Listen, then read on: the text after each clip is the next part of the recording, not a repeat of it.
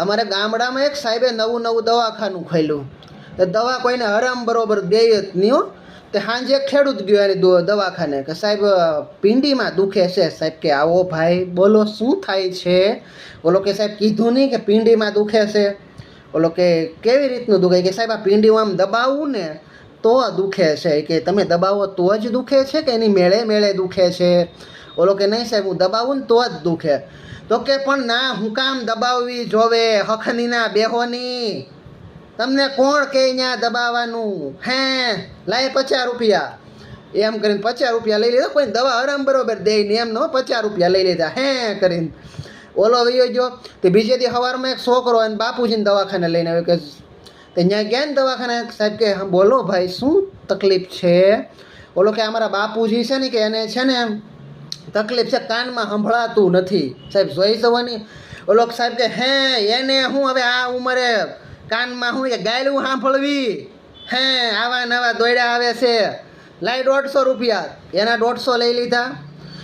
એટલે પછી પાછો બીજો દિવસ થયો ને કે મારી જોડે છોકરો ગયો કે સાહેબ કે હું બસમાં બેહું ને તો ચક્કર આવે છે. તો સાહેબ તો એની ટેવ પ્રમાણે ક્યારે ચક્કર આવે છે? ઓલો કે સાહેબ બસમાં બેહું ત્યારે.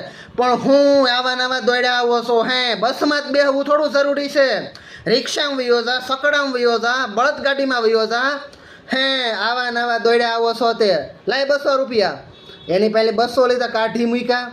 તો સાહેબને 2 વર્ષમાં 2 માળનું આમ નામ કરી કરીને હરામ બરોબર દવા દેવી એમ આમ નામ કરી કરીને સાહેબને 2 વર્ષની અંદર 2 માળનું મકાન બનાવી દીધું ને એસી ગાડી લઈ લીધી.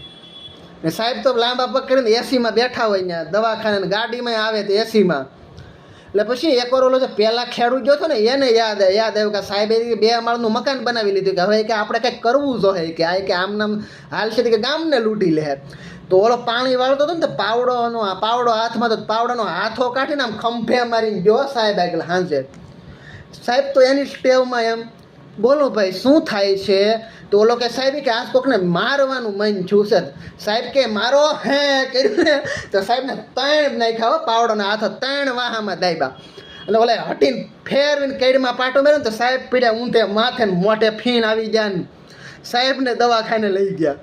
એના ઘરના બધામાં આંખોમાં હલબલ આવે કે ઉઠો પણ ઉઠે થોડા પછી સાહેબ એમ. એટલે પછી હું અહીંયા ગયો દવાખાને. પછી મેં એના કાન પાસે જઈને એમ કર્યું હા. તો પછી એમ થોડીક એવી આખું ખોલી. એને એમ કે ઓલા પાવડાના હાથાવાળા આવી ગયા છે એમ.